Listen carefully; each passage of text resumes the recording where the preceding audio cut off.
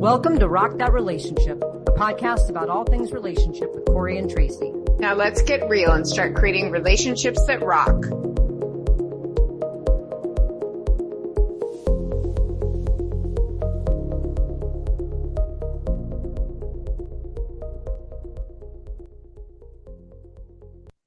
Hi, everyone, and welcome back to another episode of Rock That Relationship. We are thrilled today to be talking more about money, right? And having those tough conversations with your partner about money and finances. And we are so thrilled to have on Melissa Murphy Pavone today to talk about money and how to chat about this issue. So, Melissa, maybe you can start by introducing yourself. Tell us a little bit about what you do, what your title is, like what is it that brings you to the world of money and finances? Yeah, thanks so much for having me. So my name is Melissa Murphy Pavone. I'm a certified financial planner and a certified divorce financial analyst. And that sounds really heavy, and I'm not pro-divorce, but I do a lot of work in the divorce space. And with that, I really wanted to focus on individuals and couples navigating financial transitions. And there's not a lot of resources out there for them. You know, on the back end, there's all the things you can do when you're separating and when you're going through a divorce. But I thought about it and I was like, this is not really aligning with who I am and what I want. And I am a big believer of being proactive, not reactive. And so I spent some time this summer and thought about like, what would benefit? What tools do couples need and how can they benefit from having these conversations early on so that I don't end up helping them later with their divorce financially. Mm-hmm. Yep. And financial infidelity is one of the leading factors in divorce these days. And I just don't think that anybody has the tools or the knowledge or kind of the playbook to say, how do we talk about it? It's very taboo and it goes back generationally, you know, from our parents and our grandparents. And so I created the company Money Matters in Marriage, LLC. And the whole premise is to help foster healthy conversations around money for couples. Wow. Well, I'm sure, Tracy, you have a lot to pipe in. I do. And just so you know, there's awesome. A 3-year-old running around with their squeaky toy right now, making a lot of noise. So just, you're going to have to tolerate that.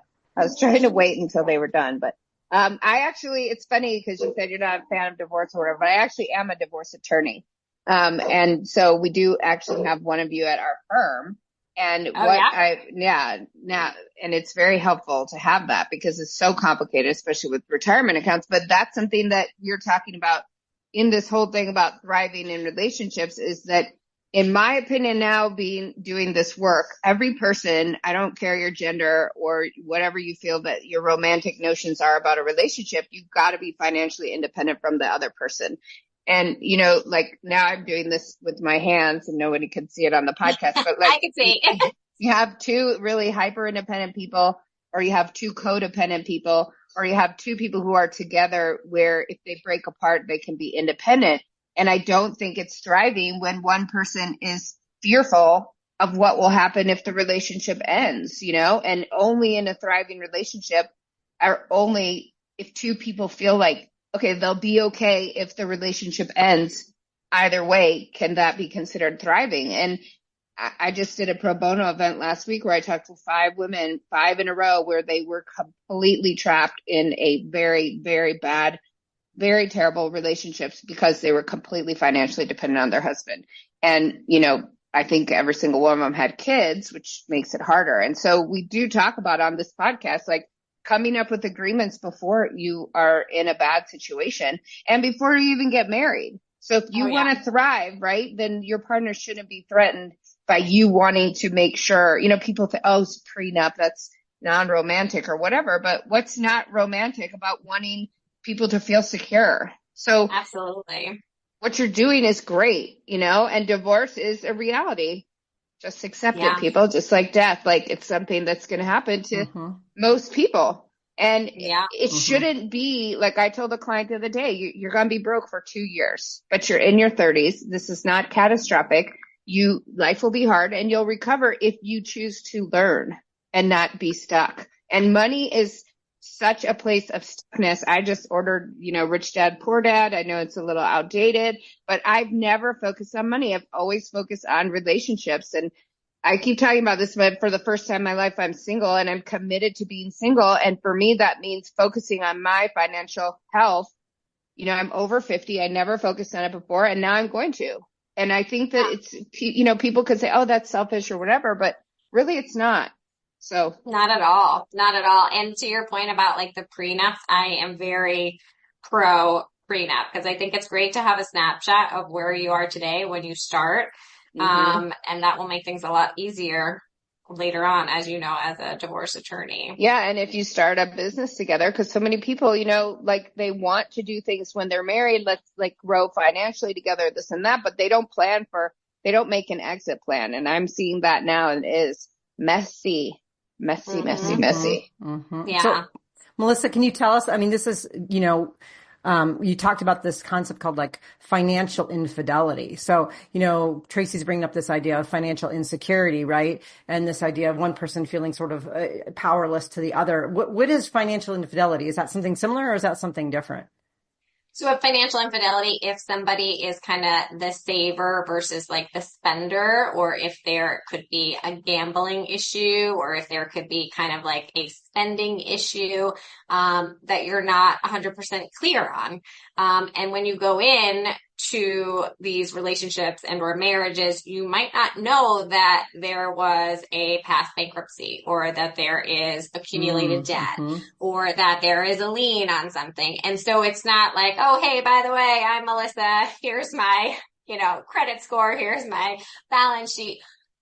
But at some point, depending where you are in the relationship, these things have to be talked about. And there's a severe lack of communication around them. And I want to be a disruptor and really I want the term financial date night to go viral.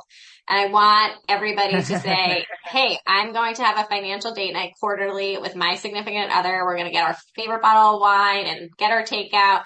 We're going to go over our, short-term bills. We're going to think about our vacation plans, and we're going to check on our retirement balances and our, who's our beneficiary audit, and do all those things and not make it this heavy, awful stress, stress thing. We have talked about that. There's the 8 dates by the Gottmans, and you could do your own breakout thing about that one issue, right? Why is it such a bad thing? When I was married, I managed all the finances for my wife and I. I didn't make any money. She got child support and she made her money, and I managed everything.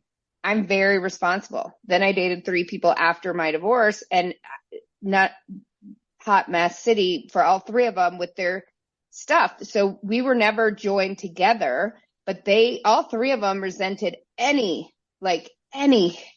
conversation about her that's any of my business or whatever. And granted, it isn't really, I think that's a question I'd like to know, is it my business if I'm just dating someone? I mean, the Gottmans talk about that. That's one of the 8 dates is and Susie Orman always says, if you look at somebody's car, you look at their life, you're going to see what's happening in their finances as well, right? Are they messy? What's going on? And should that matter? Should it matter to me if I'm just dating someone? But if I'm dating someone, theoretically, that's, for the reason, because I want to have a long-term relationship, right? And why should finances cause a problem? But the last 3 people really angry and really defensive and not wanting me to know anything. Not that I was prying, but right. Yeah. Just no casual conversation. Yeah. Right. Yeah. And I think that goes back to our money mindsets and kind of past financial trauma. And we bring that with us to the relationship, right? Generationally, did you have an allowance as a child? And did you buy your first car? Or what does that look like for you? And then your past dating history, right? Where that ties in. So all of those things kind of come with us to each relationship, I think. And to your point, it's really important to talk about, do you have to do it on the first date? Probably not, but there needs to be some communication. And then if there's a hesitation, maybe there's a why. But we talk about power imbalances too. And a lot of times, and I'm curious to know your thoughts on this as a divorce attorney, But the power imbalance of like the non-CFO spouse when you're divorcing also, right? A lot of Mm-hmm. people don't realize what they're signing. And so I Yes. really want to empower that financial literacy piece so that everybody knows what they're agreeing to and why should they get to that point. And there's a big power imbalance. Yeah. And especially for women who have children and they don't work, or they're working something minimal, and now they need to get out of that relationship and they can't, or when they do, they don't understand that, it takes time to get orders, temporary orders for support, and the person is going to resist. And you really truly see what is this person about when you go to get divorced. And unfortunately, it can be hideous. And I don't mean that like hyperbolically. It's true. I mean, there are women certainly like trapped. Yeah. And the children become the pawn and the money becomes like the way to control them. Yeah. And I didn't work for 8 years while I was married, and it enraged my wife, and we decided it ended up just ending up that way because I did most of the driving and stuff like that for the kids. But then now in retrospect, for me, I'll never ever do that to myself again unless somebody wrote me out a big fat check first to put in my bank account that is completely separate, and it's in a prenup that is my money. That's my security for if this ends, because now 8 years, I've got to work 8 years longer. This is my own fault. I also left the police department early, right? And so I get like a mini retirement instead of my full retirement that I could have had. There's choices that I made, and that's what you're talking about. Like, I didn't care when I was 32 when I left the police department. Right. Everyone tried to warn me, and now I'm like, oh, you guys are living high off the hog, and I'm like working my ass off every day. But people don't understand, and it truly, like, it is interesting reading that Rich Dad Poor Dad, because it's really a mindset, and we're not taught it, and it's not taught in school. It's not taught anywhere. There's no tools, there's no tools for couples to say, like, how do we do this without it causing a fight? And so what do people do? They just sweep it under the rug until it builds up and it becomes monumental, and then they have to talk about it. But sometimes they don't know how to deal with it at that point because it's gotten out of control. Well, and also this is what everyone should know, is that the debts your partner incurs are your debts once you're married. Oh, yeah. So you better watch out. And I don't think people understand that. I'm serious. No. I see stuff that shocks me to my core. I don't have debt. other than my mortgage, right? And I don't want it. And I have seen I am like, oh my God, this person put you in a hole. Yeah. It's going to take you years to get out of. And, and kind of even building on that too, is because, we're talking about being financially literate on the front end and potentially having separate finances and things like that. But, a lot of our listeners and a lot of our folks are already partnered and have already blended finances. So, yes. That's not even an option. And I think back to like when I was with my partner and I had one relationship where we did blend finances, and what you're talking about, Melissa, like the kinds of conversations I didn't even know that I should have. So like we thought, okay, we're going to figure out how much our incomes are. We're going to calibrate it into our joint account, and we're going to make these decisions. And we had everything all set. But when it came time to split up, we had never talked about our retirement accounts. And she had been doing the max matching at 11%, and I had been doing only 7%. And that had accumulated thousands and thousands of extra dollars for her. I had no idea that was something that we should even talk about. So when you brought up like financial date night, I was like, it wasn't even a matter of like avoiding it because I was nervous to talk about it, or I didn't trust her, or I thought she wouldn't trust me. It was like, we just didn't even know. Like, it would be really cool to have like this checklist, a financial date checklist to say, all right, our finances are already blended. Like I'm right there with you, Tracy. I don't blend finances anymore, but there are a lot of people who do, and a lot of people continue to want to make that choice. And if they're doing that, what kinds of things can they do? Like but that is interesting that you brought up, because you have to look at your debt. What are people spending? And then what are they saving? And you don't even know that person's saving more than you, but it's coming out of your pocket sort of. And then later, right? I mean, and in Arizona, it's split 50-50, and we weren't married because marriage wasn't legal. So when we split up, we actually, thankfully, amicably worked through it with a financial advisor to figure out how much that would be. And then she paid me out of that. Thankfully, but I wasn't like legally entitled. She didn't have to. No. Right. And so, but it was a conversation that I didn't even know we needed to have. Yeah. And so Melissa, in your mind, if I was having a financial date night, I blended finances, I'm in a relationship, maybe I've been in a relationship for 10 years and we've never really even talked that much about money. What kinds of things would be on my conversation checklist for that date night? So the quiz that I have that people can sign up for goes through like 50 questions, and they go into pretty good detail, like should we merge the finances, and there's no right or wrong answer, right? Like some people say I'm separate, some people want joint, or some people want both. But then we go a little deeper. Are we putting in 50-50 for our expenses, or are we doing it proportionally based upon our income? So I'll pay 60, you pay 40, and how that works. Out. So we kind of go into all these topics, but we go a little deeper, like, hey, are we going to do our taxes together, or are we going to do it like with a CPA, or are we going to DIY it? And what's our reasoning behind that? And all of these questions don't necessarily have a correct answer, but it gets the conversation going, and then it eases it into, oh, my parents had an accountant and we did it this way. Oh, but my dad always did TurboTax and we did it this way. And it doesn't matter as long as you're filing your taxes and you're talking about it. Right. And so to break down those things and kind of those conversations, like, did you have an allowance? Like, now you can start thinking back to like your past money traumas. Like, hey, yeah, I did. What was the most important first thing that you bought that was really important to you? And then you think about it, and we kind of get into that psychology of the money mindset and just have open dialogue with our partners without it being like, how much did you make? How much are we spending?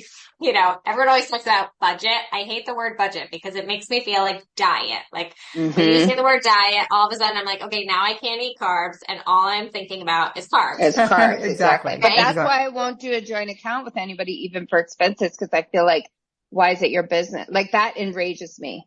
Like if somebody told me I couldn't stop, I had to stop buying stuff on Amazon when I feel like it, I would probably I'd lose my shit. But that's why right? So that's one of the things that we talk about also is like, what is if you do have joint or separate, or what is the price point where you can buy things without telling your significant other? And when my husband and I started, it was like $100, right? So like anything over $100, then we'd have just a conversation about like, hey, I'm going to buy this. Hey, whether it's for the house or myself or whatever. That was a long time ago. Inflation has happened. So now it's like up to 500. So we can spend 500 without discussing it with one another. But you're like groceries. I'm at the grocery store. It's going to be $450. So you can keep living. Seriously, if you want to eat this week, I need to buy groceries. But seriously, those are the things. And then there are things that are the non-negotiables. Some people are like, okay, that golf membership, those nails, whatever it is, that's like your thing. It's the membership here, the book club, whatever it is.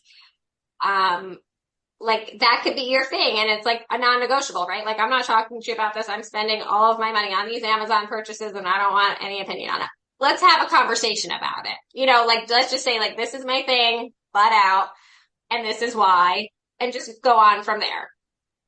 I mean, that makes total sense. You wouldn't even think to talk about some of these things. And then if you don't, it builds up resentment, because and then I also think about this kind of, adding on to that is like, I have a child. And so our perspectives, my ex and I, we co-parent, but even when we were together, like our perspectives on what to spend on the child was also very different based on our own childhoods. Like now we co-parent, and it's like, should we give her an allowance or not? Who gives her the allowance? How much should she get? Should, does she get a new pair of shoes whenever she wants to? Can she have free reign of Amazon? We got her a teen Uber account, and it was for like emergencies only in case she was stuck somewhere and she needed to take an Uber teen. And then I find out that she's just whizzing around town on the Uber and billing it to us. And it was like, then I had to talk to my ex and say, did we agree that this was how we were going to allow her to spend the money? And so when you have a situation like where you have people who have children, what kinds of things might be unique to that, the kind of communication around kind of money norms with their children? I think as parents in this day, and I'm sure you guys can both attest to it, it's really hard because we live in a cashless society, right? Mm-hmm. The other day, my daughter was like, my water bottle broke, Mom. And I was like, okay, put her to bed. I'm like in the bathroom, plucking my eyebrows, washing my face, trying to do all the things and ordering a water bottle. The next day before she got up, there was a water bottle on her front stoop. And I was like, oh, here's the new water bottle. And I thought for a second and I was like, that's great, right? Like as a mom, I didn't have to shop. I didn't have to go out. I didn't have to put my shoes on, give anybody money, look at anybody. I could just be home and ugly and order my Amazon like water bottle. However, my daughter just was like, I want something or I need something. And there it is. It's there. She didn't see me work for it. She didn't see me give anybody like a transaction, you know, an exchange of money for it. She didn't see me, you know, research it. She didn't all of those things. And I thought to myself, like, well, this is very convenient. This was not a good parenting moment, right? Mm-hmm. And I talked about it with my husband and, you know, he was like, it's one of those things where sometimes we can be good parents and have those teachable moments. And other times we're just like in survival mode. But to that point, when we go on vacation, I always say, okay, kids, here is your $20 and this is your money. And you can spend it on the ice cream in the ice cream store, the candy in the candy store, or the toy in like the convenience store, or for mini golf, whatever it is. But you're not getting more. And so this is it. This is your allotted money. If you use it all, then you do it. And we kind of saw our kids working together being like, hey, let's get this candy and pool our money together. And hey, let's not get dessert. Let's not get ice cream. But I bet mom will get dessert with dinner, you know, like, or we can kind of, and we're like, all right, if you buy this shirt, then we're only going to have this much money. And so that was like a teachable moment for me to be like, you can't just have everything, right? You can't have the candy, the ice cream, the mini golf, and the sweatshirt. You can't. So for them to realize the value of that dollar and how much they get and their choices that they make and the opportunity cost of like, if you spend it all right here, then you might find something later on that you really like. So I think as parents, we have to really choose. But to your point, and I'm sure with co-parenting, it's super hard. And we see this like with the divorcees, but you have to be on the same page. You can't have one person being like, here is all of the money in the world. And the other person being like, nope, you know, like you have to talk about it regardless if you guys are still in, you know, a financial relationship together for the kids' sake to have those foundations about money. Well, absolutely. It is interesting what I've seen with the people who get divorce, like in their marriage. I don't even know what I was going to say here. There's so much. You said like, oh, they get the $20 and they can only spend it on whatever. So you're teaching them when they're young. But what I've seen is that people legitimately think they can have everything. I have a client who got food stamps and has a Tesla. So go figure that one out. But that's the thing. You see people, I look at what people are spending their money on. Look at their credit card statements and like, people do think they can have everything. I mean, I think we're fed that as a society, that credit, right? So I think that's very important. It's like, I mean, I only use credit cards because I got my miles, right? And then I see people at the store who use debit or whatever. I'm like, oh my God, you're depriving yourself of airline miles. You know what you could get with that. So like, I have a totally different mindset about it. And it really does make a difference who you're with, because it drives me crazy when I see people using debit or cash and like that. You're like wasting, like I'll buy a soda with my credit card so I can get the miles, right? But also people will then use those credit cards to their detriment, where they just get, you know, they think they can have everything. And there's no like understanding of, you know, when that bill's going to come due. And how much those miles cost you if you don't pay that in full when it comes. Right. You know, that soda now has cost you a lot more if you don't have the discipline and the funds to pay it off in full every month. So yeah, I mean, some clients have to go on the debit card diet because they can't be trusted with kind of the imaginary credit cards, to curb their spending. But yeah, I think it's always a good time in January, you know, never in December, because it's always a crapshoot with all the expenses that we have at the year end and gifting and gratuities and tipping and all that stuff. But January, to take a good look at like what you're actually spending versus what you think you're spending. And it's always very eye-opening to see what you think you're spending your money on. And it's those little tweaks that I think help, you know, sometimes it's coffee. I had a client who we did this exercise and they were like, okay, this is my budget. I'm single. I'm living in New York City. They underestimated how much they were spending at the coffee shop within the hospital because they were a nurse, and the Ubers that they were taking home because they were working late. And it was like $800 one month in Ubers. And they had no idea. Right, they just didn't know, right. You're swiping it, it's going, and the coffee thing, when someone's in line, you're like, oh, I got your coffee, and you do that and you're like, wow, I found $1,000 a month that we were just kind of going to Ubers and coffees. And so those little things of just like acknowledging it and saying, okay, let's get $100 gift card for Starbucks, Dunkin' Donuts, the coffee shop. And when that runs out, then that runs out. And those little tweaks will just make you a little bit more aware of where your money is going to kind of tighten the purse strings. That's smart. I think that's really smart, right? You go through it. I'm not going through mine, but other people should go through theirs and look at what they're spending. Sometimes I get Amazon packages. I'm like, let me try and guess what's in there. And I can't. I legitimately can't remember. And I also had that the other day. I got a package at 6:15 a.m. and I was like, oh my God. Like I literally ordered that last night, laying on the couch at 10 something, and here it is. I was like, that's why I'm not a technology hater like a lot of people, but it's like, and people say, oh, it's wasteful. But honestly, you're right. You don't have to leave the house. You don't have to drive. You got other things that you have to get done and you have to figure that out. But that's something I think it's important to say with, if you're in a relationship with someone, like, what's important to you? Maybe it's really important for this lady to take the Uber because where she lives, it's unsafe. It's, maybe it's worth the money for her, but maybe it's not. And she's like, oh, if I just took the subway or whatever, I'd be home 10 minutes later, but I'd save $700 that I could put towards something else. Right. Like, I think when you start to look at that, like I got a chai and a scone every day of law school. I would not have survived without it. And it was just an expense that I said, okay, this is what I'm willing to, it's my mental health thing. I have it every morning. I go to the clinic and eat my scone and work on my stuff. And like, I wouldn't have made it through that school without it. So it's like, and that's a non-negotiable and that's okay. Right. Like as long as we have that conversation that we know. Right. Yeah. Well, and then I think about this idea too of like, so maybe you're dating or you're in a relationship, but you have separate accounts. And you're like, well, it's not my business what you're spending on. So buy as many scones as you want. But then at the end of the day, if you're still not talking about money, but you're hoping to take a vacation with this person in the summertime and it comes around and they're like, oh, I can't afford it because I bought too many scones all year. And, and so, the value of having money conversations, even when you haven't blended your money. What kinds of thoughts do you have on those? Are those conversations any different or are they similar to the ones where you've blended money? Like what kinds of things can you wait, I have to jump in before she answers because I went through that, Corey. Remember, Corey and I were going to go to Peru with somebody I was dating, and that person made 6 figures and didn't have enough money in her checking account to get her passport renewed and lied to me about it. And I found out later. And that was like kind of the death knell for that relationship, some of those things. And it was a money issue. And it was, you have money and you have more family money than I've ever, like, I don't have any family money. Like I support myself. And that was a huge deal.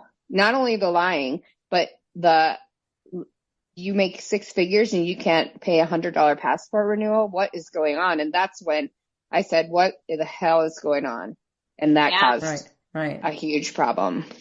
And I think peeling back the layers of the onion, sooner rather than later will help you from seeing you as a divorce attorney or me as a certified divorce financial analyst, because you can make better decisions based upon that. But no, I think just communication is really key, no matter what, whether you blended your money, whether you're newly married or whether you're, been married 20 years, but you have to talk about it. And it's uncomfortable at times, but it doesn't have to be. What is that saying? Like a pound of prevention. What is it? Like a pound of prevention is worse than an ounce of cure or whatever. It's like, if you don't deal with it during the time of your relationship, you will deal with it at the breakup, whether it's a divorce or something else. And you will. Absolutely. Yeah. It's always better to be proactive rather than reactive, I feel. And having that transparency, it's just, you'll feel lighter too when you talk about it, because we all have our own money stories with it. Well, Yeah. shadow issues about money. I just learned about that. And then I think about, okay, so, all this stuff about this prevention, and we're talking about, making the decision whether to blend finances or not, or whatever you decide to do, then at least talking and being transparent. There's also some situations where money circumstances change midway in a relationship, like one partner loses their job, or maybe if somebody gets a promotion, or you move into a bigger, more expensive house, inheritance, those kinds of things that change kind of the money dynamics. What kinds of strategies would you recommend for people when those things happen before they just sort of like let it just kind of go on autopilot like what they had been doing because now circumstances are changed? What can they do to sort of reset in those kinds of situations? Yeah, I think that's important. And going back to the previous thing we were talking about, I think thinking about what's important to the individual, right? Like, is it important to have the stuff, like the Tesla or the fancy car or the house, versus the experiences and going on trips? And so that's where you kind of talk too, like, where do you want somebody to spend their money, either on themselves or on you? And are those values aligned with one another? Because I think that's important, because some people are stuff people and they want tangible items, and other people could care less about the furniture in their house, but they have a passport that's fully stamped and, can't wait to go on the next trip. Yeah, that's me. And I think like those two things really matter, right? That's kind of like your love language, like your money language, how you talk to one another and show each other. So that's important. But yeah, so getting laid off, having a baby, getting an inheritance, a death or disability in the family, those things can really throw a wrench in the financial plan, even if you had a good, solid financial understanding of where you are. And I think that's where you need a neutral third party to come in and kind of help. And before it gets terrible, right? And even like trips and stuff, like to say okay, what's my value? Do I value like what my house looks like, what my car looks like, or do I want to take all that money for travel? I'm the travel person, right? But then when I travel, I don't care if I stay in a tent or if I stay in somebody's weird, they're like, I'll go to countries and just stay in very weird places for the experience and for the whatever. And then several people I've dated are very like bougie broke, as they call them, and they'll only stay in nice places. And I'm like, it's not worth the money. Like, you're hardly in that hotel room, right? Mostly you're out and about. So I think you have to have that discussion or you end up fighting on trips too. Yeah. What are we taking this trip for? What's our objective? Which is why, again, like, now I'm enjoying being single and I'm just going where I want to go when I want to go without having to discuss it with anybody. Yeah. Well, and your priorities can change over time. I used to be more like, hey, I can put 6 people in a hotel room and, stay at the Motel 6. And as I've gotten older, I'm like, I don't want 6 people in a motel room, but I need to be talking to my partner about that, because my partner might still be fine with 6 people in a hotel room at Motel 6. And so as our priorities and our needs change, as I've gotten older, I've had a little bit more time to travel, which before I didn't have any time to travel. So now I want to go do those things. And so I think, as we talk about life changes, like having a baby and those significant things, but sometimes it's just a matter of our own priorities are different. Like when I go out to eat, like sometimes there's just restaurants that I like, and every once in a while I want to go spend some money and have a really good meal. And I didn't used to be like that, but I am now. And I want to be able to do that. Or there's things that I used to spend money on, that I don't anymore. I used to go out and get new clothes. Now I wear almost exclusively thrift store clothes because somebody else has broken them in for me. And so, it's like, right. And I'll never wear thrift store clothes as long as I live. Yeah. So but you'll sleep on someone's couch in a foreign country. I know. Exactly. Right? And I won't. Everybody has their own things, and it just, exactly. There's no right or wrong, but you just have to be honest with yourself. And I think with your partner, and it goes to like quality versus quantity too, right? Like, for dinner, I would rather cook at home 6 nights a week and have that one night a week be at the best restaurant and it be a little bit more expensive or pricey, versus having like takeout multiple times per week, because it's a quality over quantity thing. And I think those are the things that like you can talk to your partner about. Like, someone else might be like, no, I want pizza, Chinese, and whatever, multiple times per week because of the timing or whatever. And everyone has their own. Well, and that's the thing, just talking. And if you say like, this is why, okay, like, I want to have that nice one quality meal. then like it, I find it helpful to discuss the reasons why. Like, why will I stay? Like, cause I just booked a trip for Kenya, right? So I just did it the other night. I talked about this the other day based on seeing Rob Lowe as a bush pilot. Even though I'm a hardcore lesbian, I can't get over it. If Rob Lowe is my bush pilot, I was like, I literally turned around, booked that trip.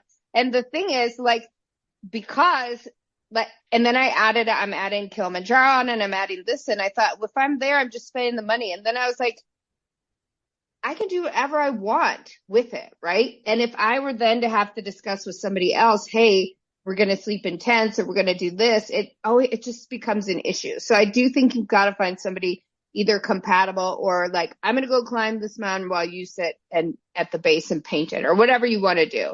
And I don't know if I can be I think you really, really have to have those discussions because I know like a lot of times people go on vacation and they want to go, they're foodies or they love to have the drinks or whatever. And I'm fine going to like, cool places and looking at them, but I'm never going to spend my money on food. I do not care, injected in my arm. It's back to the Jetsons, comes out of a vending machine. I don't care.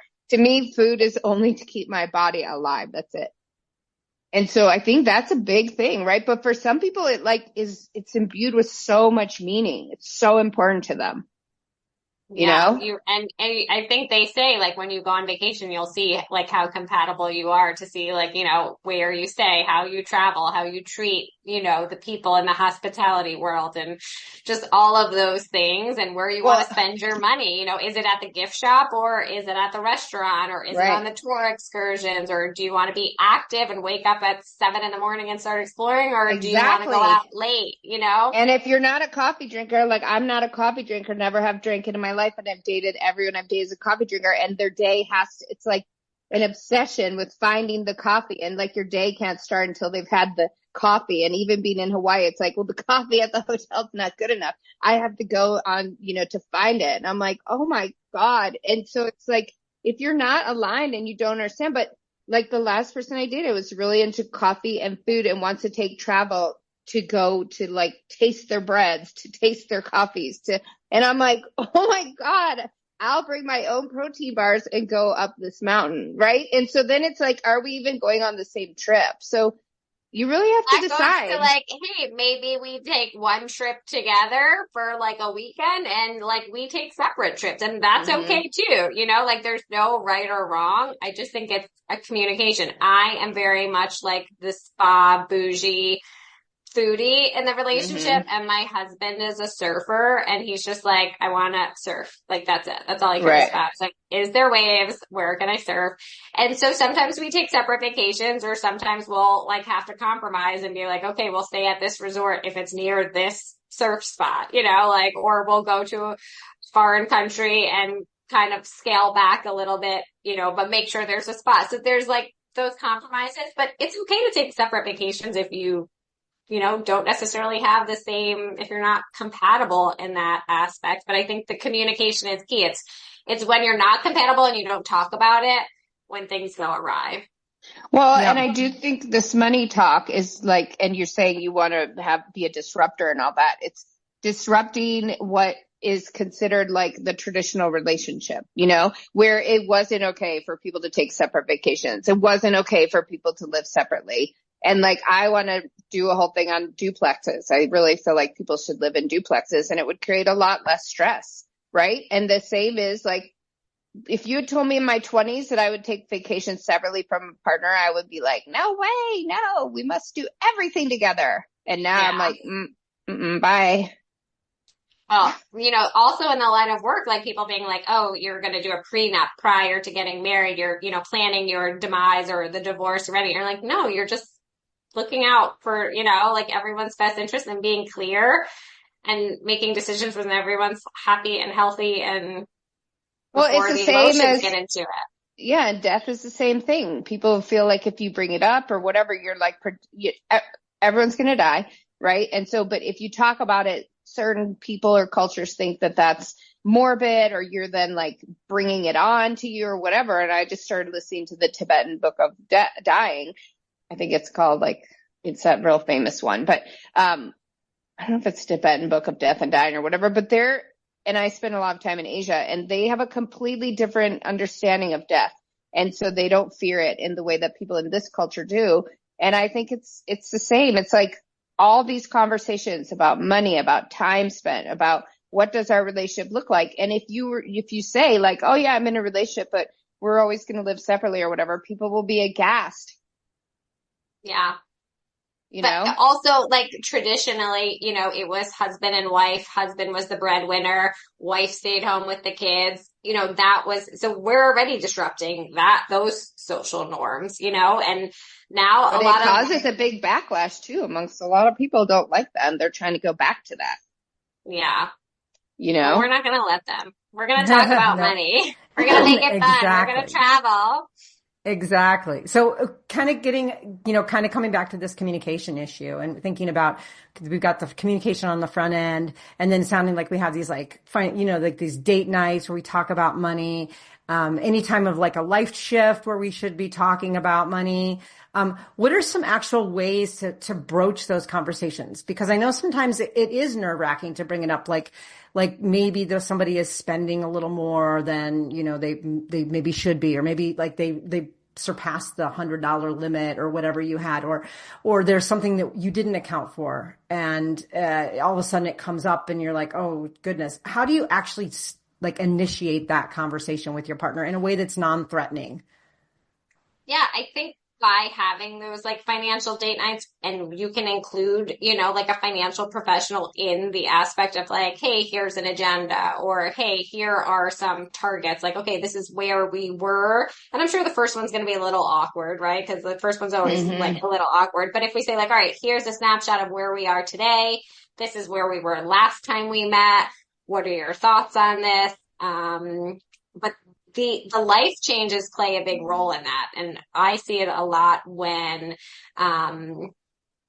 people start having a family and start staying home. And then you have to really look at like what the benefits are from your job if you are going to have a baby. And is there maternity? Is there, short-term disability? Is there paternity? Like, what does childcare look like? And have we done that cost benefit analysis of like, does it make sense for daycare or a nanny, or should I be staying home, and pre-tax versus after tax, and those things you don't necessarily talk about. And when you don't talk about it, that resentment builds that you spoke about. So I think having kind of like a checklist or going through like the money mindset and being like, hey, we should think a little bit more about this, or hey, I think our focus should be this,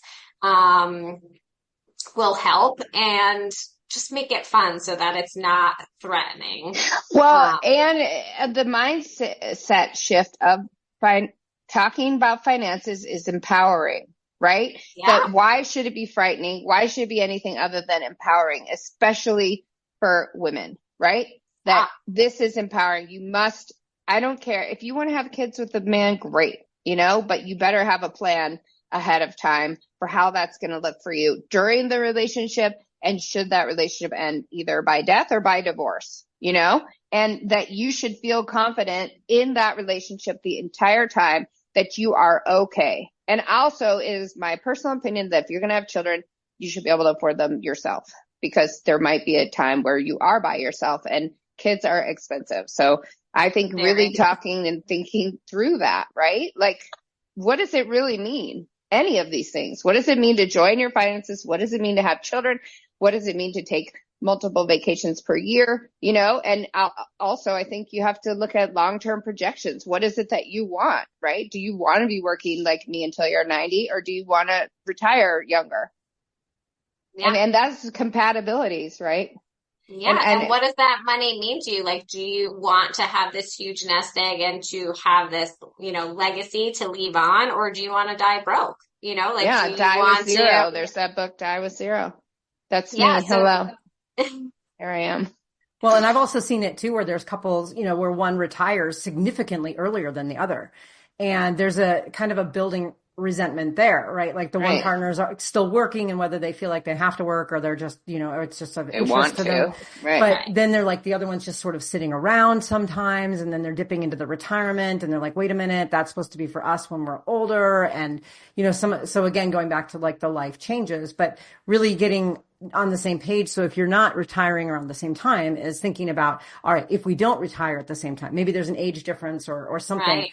That what does that look like in terms of our finances? How much can we, how much can we spend and those kind of things. And I remember, when I got together with my partner where we did commingle finances and we had a child and stuff, we were in our 20s. We weren't talking obviously about retirement because we didn't even have our matching set right. So the idea of like, what does retirement look like for us? Does it look like us living like in a house by ourselves and just like, kind of sitting back and reading books all day? Or are we going to have like part-time jobs, or are we going to travel and just like be in a van? And like, those were things we talked about. And it's kind of crazy. I had a conversation with someone yesterday and they're having marital problems right around the time of retirement. And it's like, hey, we're almost there. Like one wants to stay put. The other person wants to move closer to the kids and the grandkids. And it's like, well, I want to be doing this and I want to be doing that. And everyone knows how to save, like you automatically save, you put it in your retirement account. But now the decumulation phase is also stressful to be like, what do we spend our money on? Or what if we're not replacing 100% of our income?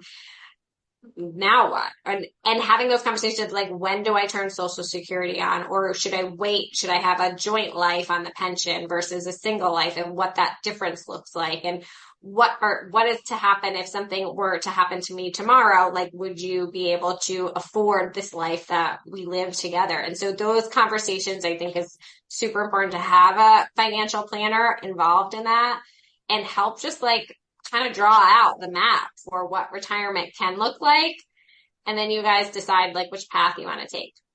Okay, I'm dying to talk about that because I do have clients who've been married for decades, and it's like, whoa, you think you have made and you don't. And now you really do have to think, what are you divorcing over, or what are you talking about getting divorced over? Is it like literally your life is terrible, or you might want to go spend more time with your grandkids, and then you can come up with an agreement versus getting divorced, because divorce is expensive and it's very expensive for both parties.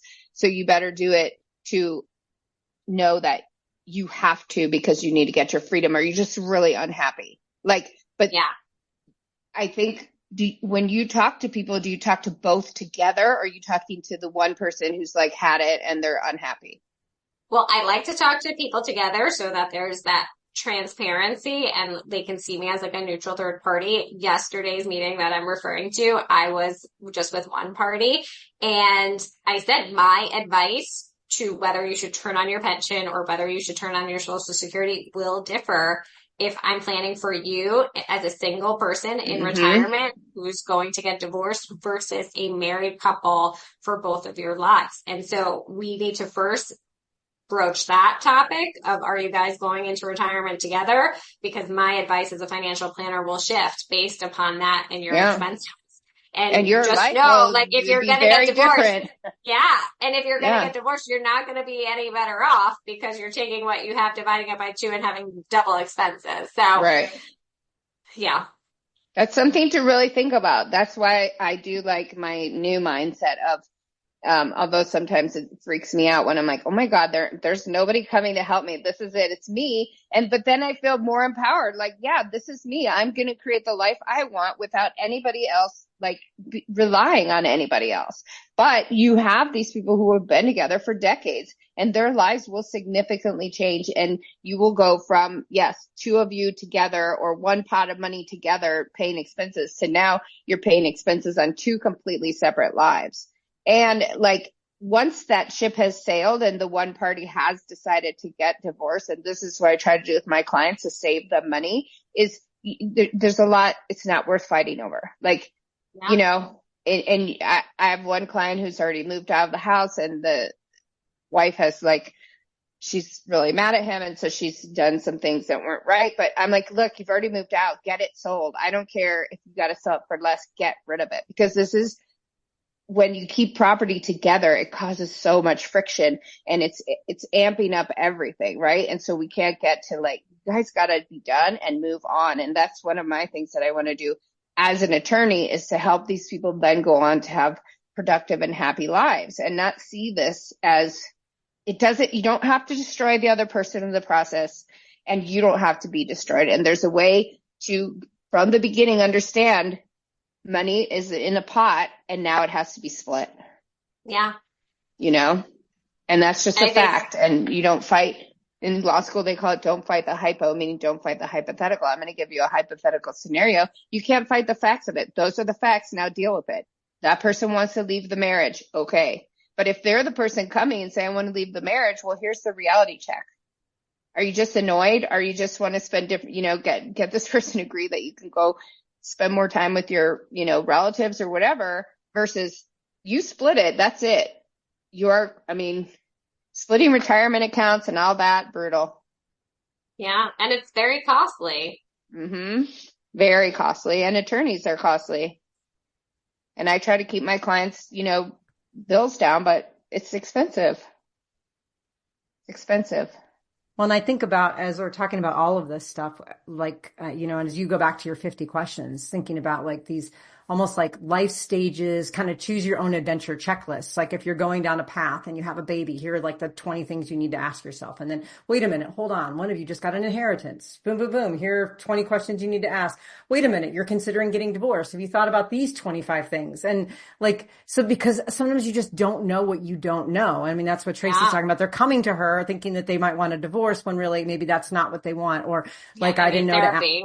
Maybe it's just therapy. And, I wouldn't have known. I do ask people that. Yeah. I mean, right. I wouldn't have known before I had a child that I needed to talk to her other parent about how we were going to fund her Uber rides, because Uber wasn't even around. Right. But but these weren't things that you don't think about these things until you face them. And so as much as you can do, as much pre-planning as you can, I think really what the key to all of this is this constant communication, where it's not just a one-time setup. It's not just just a prenup at the beginning or just the beginning, but you're talking about those dates, the date nights, but having that on a regular basis with very intentional agendas. I mean, I'm a Virgo, so I would believe in that kind of thing, but very intentional, we're really going to focus on this, or this is happening. Yeah. You're thinking about leaving your job. Do you want to leave after you've gotten a new job? Make sure you just transition seamlessly, or are you so fed up that we have to have you leave and you might be unemployed for 6 months? Let's talk. Right. And what does that look like for our healthcare and for our retirement planning and for our tax planning, all of those things. Yes, exactly. So many really great things. This conversation has been super helpful. And I know for our listeners, it will be really helpful for them to think about all the things they can do at the beginning when they're making choices about how they even set up their finances and how they even screen people. Like, are you financially compatible, or can we work together? And then what you do along the process of checking in and communicating and all the different factors to think about. And then towards the end, where you're contemplating things like retirement and time spent with relatives and other issues you might not have thought of when you were younger. So, Melissa, this has been a really great conversation, and we so appreciate you being on here and taking the time to share all of your insight with us. If our listeners wanted to learn more about your work or connect with you, where do they go? What's the best way for them to find out what's going on with you and maybe how you can help them? Yeah, sure. So the website is moneymattersandmarriagellc.com. And you can go learn about the online discovery quiz, for couples to manage their mindset. Awesome. Well, we will post that in the show notes for sure and get our listeners over to that. And I'm going to go check it out myself and, maybe talk about it with my partner and we can really benefit. I love doing these podcasts because I take all the stuff I learn and then I go back and my partner's like, oh, you just did a podcast episode, didn't you? I'm like, yes, I did. I'm like, can we talk about this? And so she's going to be really thrilled to know that this is our weekend agenda, is talking about I love it. Money issues. I love it. Let me know how it goes if you need any topics. Yes, thank you.